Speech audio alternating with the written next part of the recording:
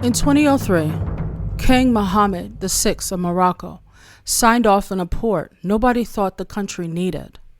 Long before what we're discussing today even existed, global manufacturers who paid attention to Morocco wanted only one thing from it: rocks. Phosphate rocks, specifically, about 3/4 of the world's known reserves, sitting under Moroccan soil. But the king built a port anyway, on the Strait of Gibraltar, 8 miles from Spain.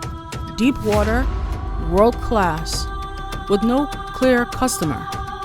In hindsight, Tanger Med is one of the most successful pieces of state-directed industrial policy of the 21st century, and a textbook case of African long-term strategy that almost no one outside the continent talks about.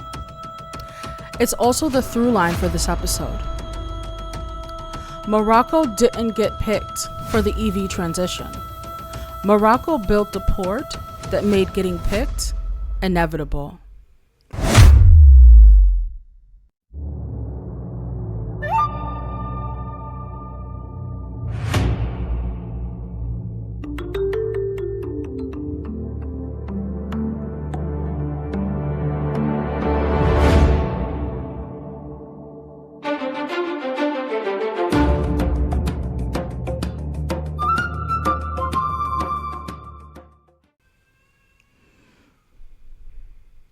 Welcome back to Mbuni.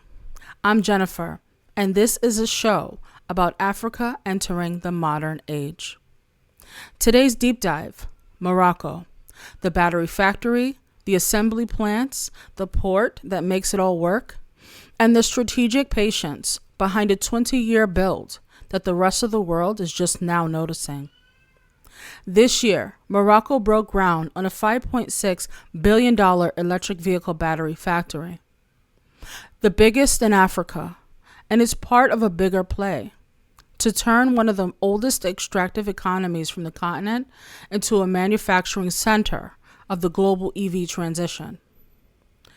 We'll cover why Morocco specifically, what the country built, and what it chose to put on top of it, who else is on the continent in the race, and the African-owned EV brands that no one outside the continent is watching yet. Stick around to the end for your move.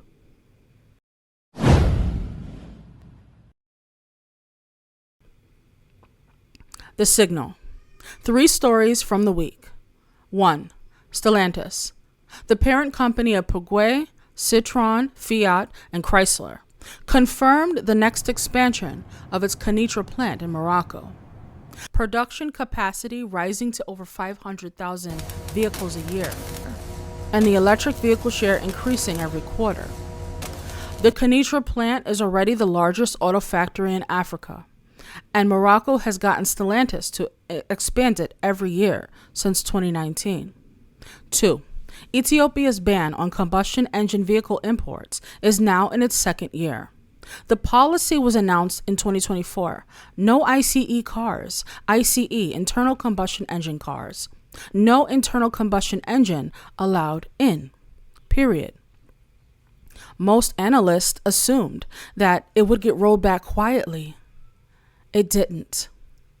Ethiopia now has more than 100,000 electric vehicles on its road, many sold by Ethiopian-owned distributors who pivoted their entire business to EV imports overnight. 3. The African Continental Free Trade Area, AfCFTA, is starting to show real numbers. Cross-border trade in automotive components between African countries grew significantly in the last reporting period. This matters because the whole African EV story depends on it. Morocco doesn't have to build a car for the Moroccan market. Moroccan factories build for 54 countries simultaneously, with progressively lower tariffs every year. That's the unlock. 3 stories, same direction. Africa's automotive industry isn't a future story anymore. It's a current one.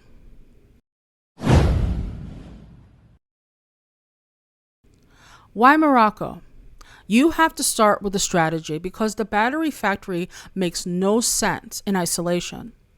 Morocco's been playing a 20-year game. And to understand it, you need to know 3 things about the country that's usually treated as trivia, but turns out to be central. 1. Phosphate. Morocco controls 70% of the world's known phosphate reserves. Phosphate is the foundation of fertilizer, but here's the part that matters now. Phosphate is also the foundation of LFP batteries, lithium ion phosphate, the chemistry that's quietly taking over lower and middle of the EV market because it's cheaper and safer than the cobalt nickel batteries everyone talks about.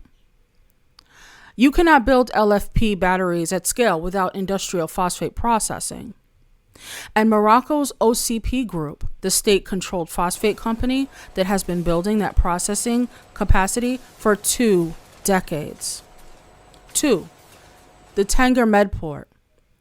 On the northern tip of Morocco, 8 miles from Spain, the Moroccan government built what is now one of the largest container ports in the Mediterranean and the largest in Africa. The Tanger Med. Morocco can put a finished vehicle on a ship and have it in Europe in 2 days, in West Africa in 5, and the US in 2 weeks. Morocco built the export infrastructure before the export industry existed. Strategic patience. 3. Free trade agreements. Morocco has them with the EU, the US, and the UK, with most of West Africa via AfCFTA. With a growing list of countries in the Gulf and Asia, almost no other country in the world has this combo. If a vehicle is built in Morocco, it can be sold anywhere on Earth at a preferential tariff rate. Phosphate plus port plus trade access, that's the strategic position Morocco built deliberately over 20 years. The battery factory is what happens when the country that built the foundation decides it's time to collect. Here's what actually happened. After 2 decades of building phosphate processing, port infra, and trade access, Morocco arrived at the moment where the world's battery makers needed Morocco more than Morocco needed any one of them. So Morocco started auctioning the seat. And the company that won the seat for now was Gotion High Tech. The Moroccan government signed Gotion to a $5.6 billion gigafactory commitment in the Kenitral industrial zone. The same corridor Morocco had already prepared for Stellantis. That's not a coincidence. That's Morocco placing the battery plant exactly where the assembly plant needs it. Vertical integration, designed in advance by the host country, not the supplier. These terms will tell you who holds the leverage. The deal includes a 20-year mineral supply agreement with OCP Group, Morocco's state-controlled phosphate company. Moroccan phosphate processed in Morocco becomes battery cells in Morocco that goes into vehicles assembled in Morocco that are shipped from a Moroccan port. Every step of the value chain stays in Moroccan soil. Every job stays in Morocco. Every layer of value gets added and captured locally. Production target full capacity. Enough battery cells to roughly power 1 million EVs per year. That's not regional volume. That's globally relevant volume. And the Moroccan state will be the ones collecting royalties and taxes, employment, supply chain spillover, all of it. Now, the framing on the story matters because almost every Western outlet will tell you that a Chinese company invested in an African country. That framing is backwards. The accurate framing is this. Morocco spent 20 years building a strategic position so that valuable leading battery manufacturers have no choice but to come to Morocco if they want to access European, American, and African markets with secure phosphorus-based battery supply chains. Gotion isn't doing Morocco a favor by building there. Morocco is doing Gotion a favor by selecting them. And Morocco can do this with anyone. The country is in active conversations with battery vehicle manufacturers from China, Korea, Japan, Germany, and the US, all of them competing to be the next Gotion. The Stellantis plant at Kenitra didn't end European interests in Morocco. It intensified it. Renault has expanded. BYD has scouted sites. So has Hyundai and several others I'm not allowed to name yet. What this is, and the part that people miss, is a sovereign industrial policy working. The kind that the US and the EU are spending hundreds of billions of dollars trying to replicate right now. Morocco's not catching up to the playbook. Morocco's been running it for 20 years. Morocco isn't alone on the continent, and the broader picture is more interesting than any single country. South Africa is the legacy auto manufacturing power in Africa. South African plants have built cars for decades, mostly for export. Now, South Africa is transitioning to EVs, and the South African government just enacted a 150% tax deduction for electric and hydrogen vehicle manufacturing investment. Translation: the government is paying companies to electrify South African plants. South Africa just announced it's extending those incentives down to the battery minerals sourced domestically. 50% of local content credit. They're buying out the supply chain, not just the assembly line. Egypt has emerged as a second hub. Egypt's government strategically is similar to Morocco's. Leverage, location, and the trade agreements to attract assembly. Several global manufacturers have committed to Egyptian production. Less mature than Morocco, but moving fast. Algeria, Tunisia, Senegal, Ghana, Cote d'Ivoire all have automotive industrial zones in active development. Some will succeed, some won't. But the geography of African automotive manufacturing is no longer South Africa, and that's it. That era ended in 2020. Here's the big picture. By 2030, Africa is projected to host roughly 20% of the world's combined EV and battery manufacturing capacity additions. Not 20% of total capacity, 20% of additions, meaning the new factories being built. That's a structural shift where the world make cars. Now, the most important part of this episode, and the part most coverage will skip. Foreign assembly plants in Morocco are a story.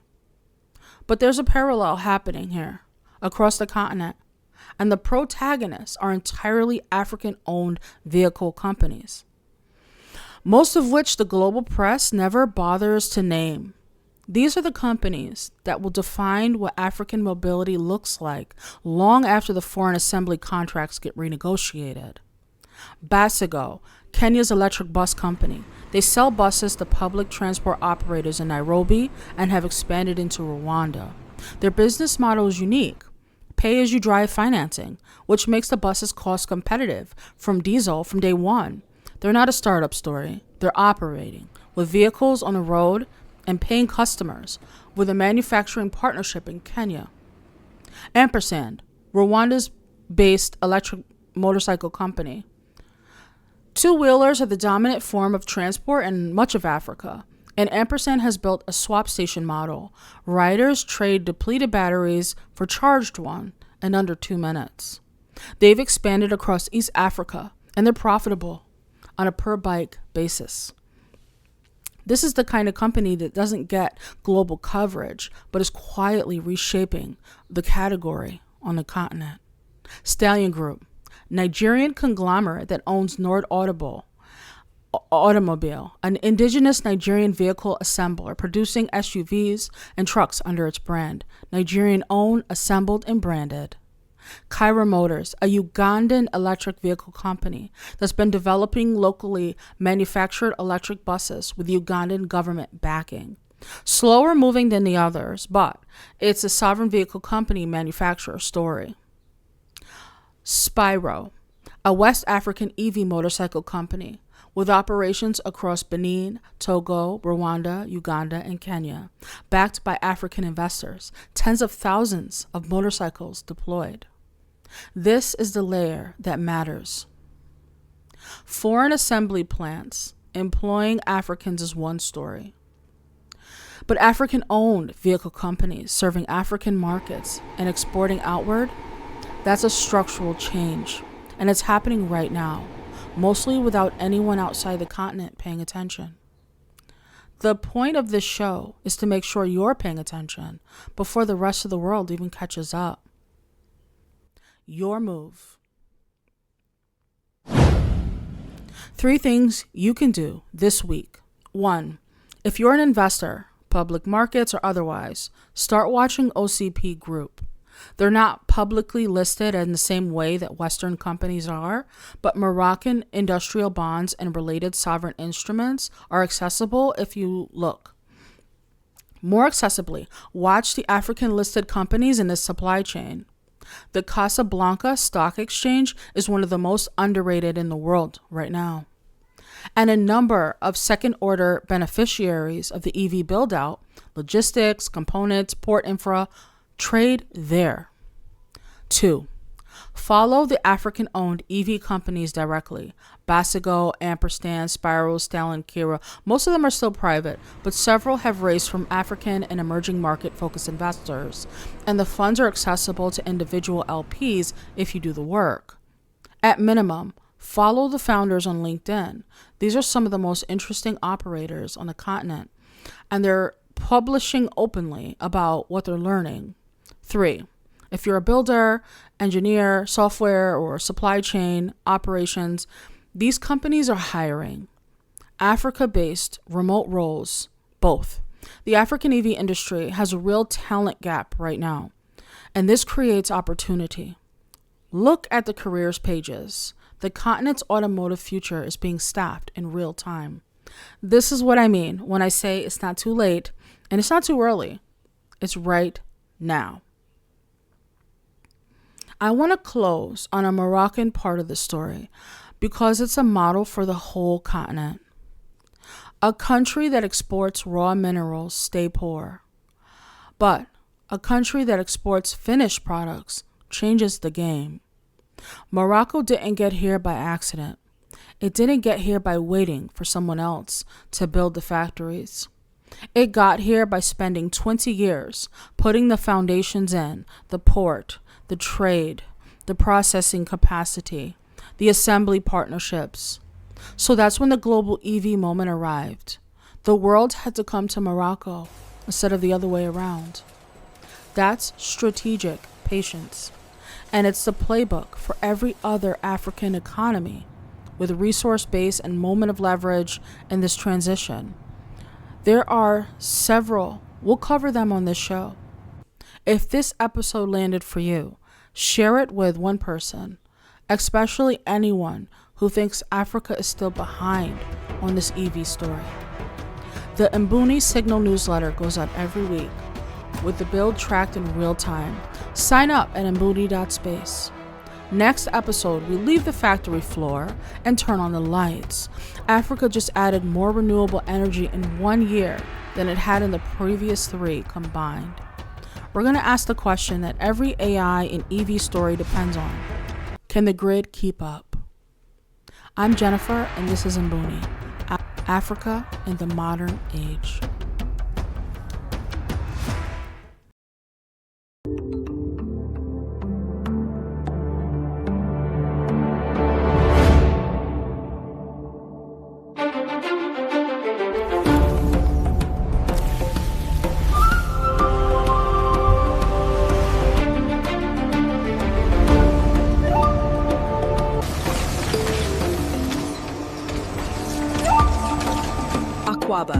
Welcome to the Central Nexus. The train arriving is bound for the Northern Spire. Please stand clear of the doors.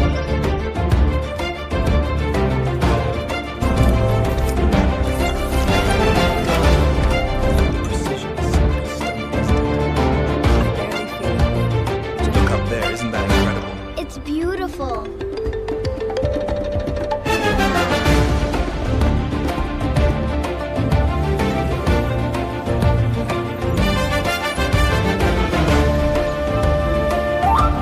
Satellite trajectory holding steady over the Zambezi.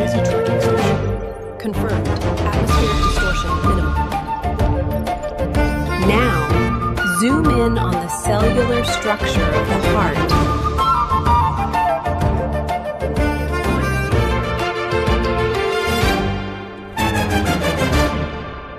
We must ensure the balance between neurons. These maps show the